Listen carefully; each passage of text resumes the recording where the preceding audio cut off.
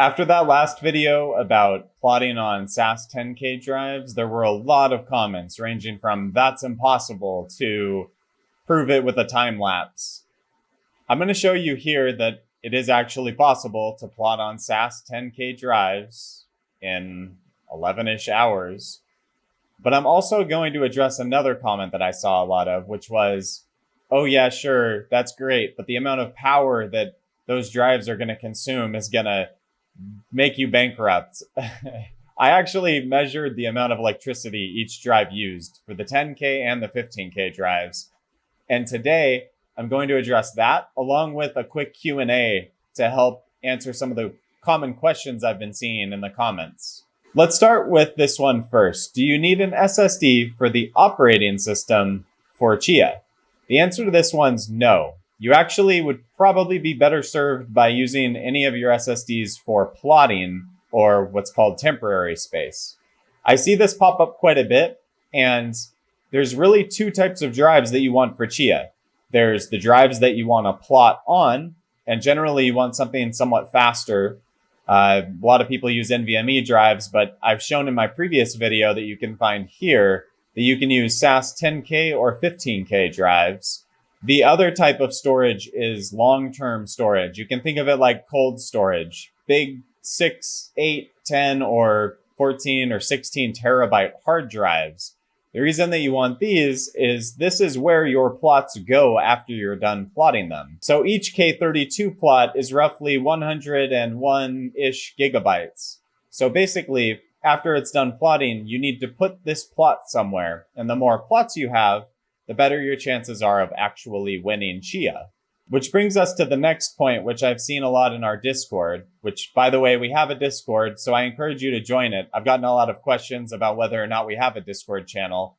There's a link in the video description at the very top if you'd like to join. Please come. You're more than welcome.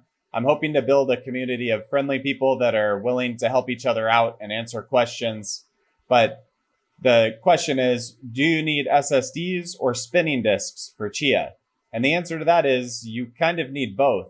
You don't necessarily have to buy SSDs or flash storage, as I've shown in my previous video, but it does help plotting times. I would argue that it's probably more economical to not buy SSDs.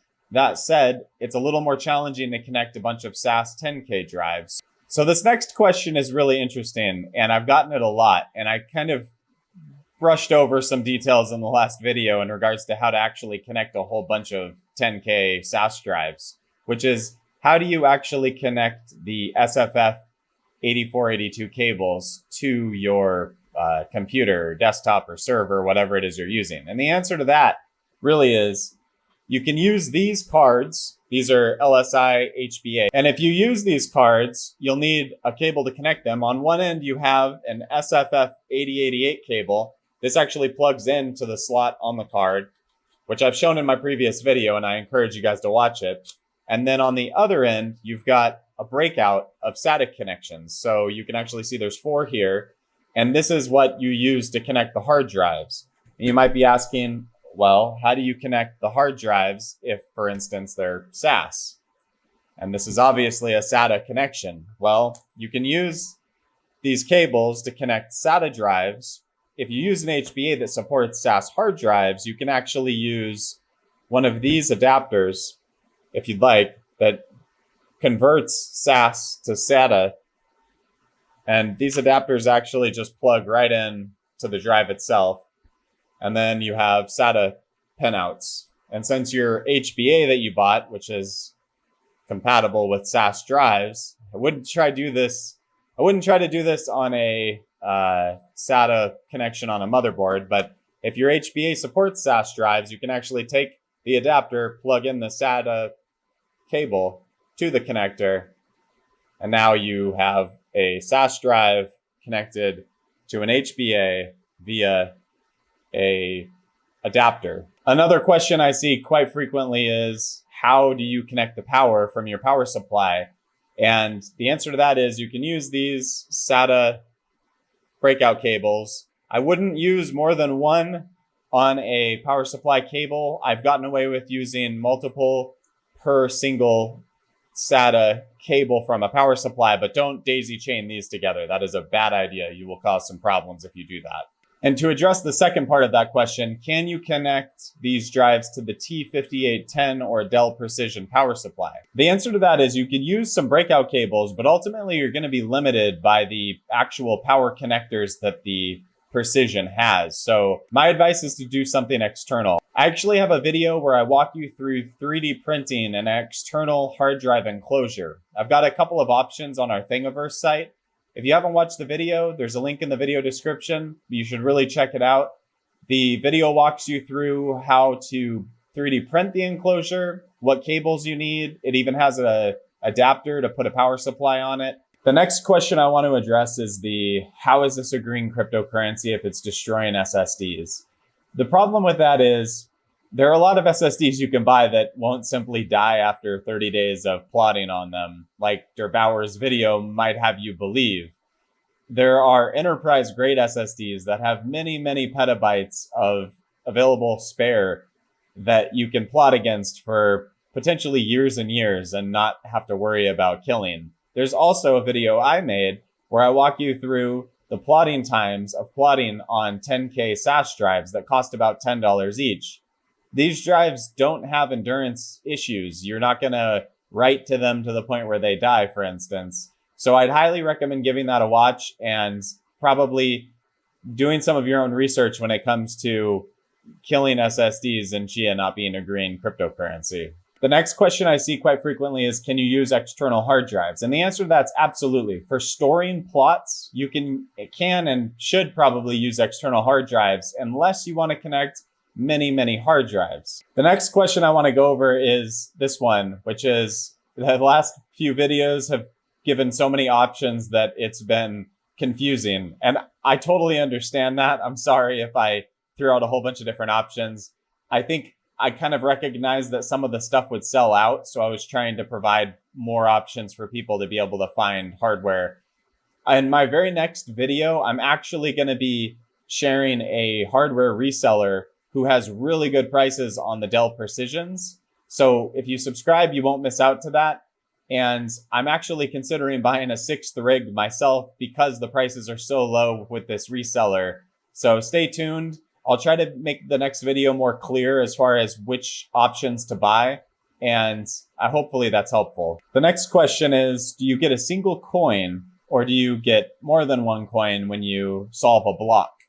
And the answer to that is you actually get 2 coins when you solve a block. And when pools come out, you will get fractions of a coin potentially just by being part of the pool, which will make the earnings more consistent. The next question was actually why I made this video. And it is, how do you actually get 40 plots out of the T5810? And the answer to this is actually kind of complicated. The reason for that is it takes a lot of flash storage potentially, if that's what you use, for temporary space to get 40 plots out of any system, not just the T5810. There are many, many bottlenecks when Chia plotting and harvesting. And the first potential bottleneck that you'll run into is flash storage, which is why I made my previous video in regards to plotting against cheap $10 to $20 SAS 10K hard drives. The reason that this is a bottleneck is you need specific drives to plot against so that you can create the plots, and then you need bigger hard drives to store them.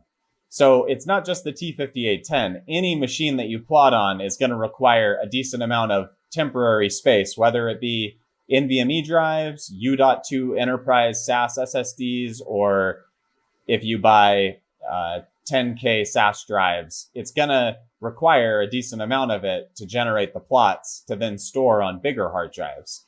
The next bottleneck that you run into is generally CPU performance or memory. And so those build guides that I made were more geared towards systems that could do 40 plots per day, because a lot of the recommendations that I've seen out there have been Intel NUCs, for instance, and most of those systems can't really do more than 16-ish plots per day. And so regardless of how much temporary space or NVMe or U.2 or SAS drives you have, you would be limited by the system you purchased. And the majority of those systems are far more expensive than the recommendations that I've made. So that was kind of why I made those videos, because those were the systems I'm buying currently to plot on. And they seem to be the most economical. And I believe as you learn more and more about plotting, you'll kind of come to the same conclusions that some of these older Xeon systems, like the Dell Precision lineup specifically, are in mass because a lot of businesses have gotten rid of them. So they make for a really great system when it comes to plotting performance per dollar. The next question is the 2690 V4 a good processor? And the answer to that is yes, that's a great processor. You could potentially get two of them, but then I think you would start to struggle to have enough temporary space, be it NVMe or U.2 NVMe or SAS SSDs or 10K SAS drives, to actually push the system to its limits. The older V3 processors are a little bit better for this. And the next question is, would a RAID 0 of NVMe drives help? And the answer to that is no, surprisingly. I know if you RAID 0 NVMe drives, you'll see some really amazing performance, but I've actually never seen a plotting performance gain from RAID 0ing NVMe drives. And I think there are a lot of reasons for that, but one of the big things that I've learned early on is to plot against drives individually unless you have smaller drives and you need to RAID them just to be able to store one plot. You can get away with RAID 0ing, for instance, a bunch of SAS SSDs, and there's not as much of a performance hit. But if you RAID 0 NVMe drives, you will actually make it slower. So that's it. I really appreciate you guys staying with us and subscribing and all the support that I've seen. There have been so many positive comments. It's really motivated me to make more good content, as well as provide you guys with good options and value engineer some solutions for you. In the next video that I'm releasing fairly soon, I've actually, as I mentioned earlier, I've found a reseller that has really good deals on Dell Precisions, and it seems like they have a good stock. So I'm going to be sharing some more clear options that aren't as confusing, and I hope you guys stay with us for that. Thank you. I almost forgot one last thing. If you haven't checked out Poor Investor's YouTube channel, you should absolutely check it out. It's one of the best channels on Chia. He's got videos from security to just common gotchas and mistakes people make when they're trying to build a Chia farming rig. So please go check it out. The link's in the video description.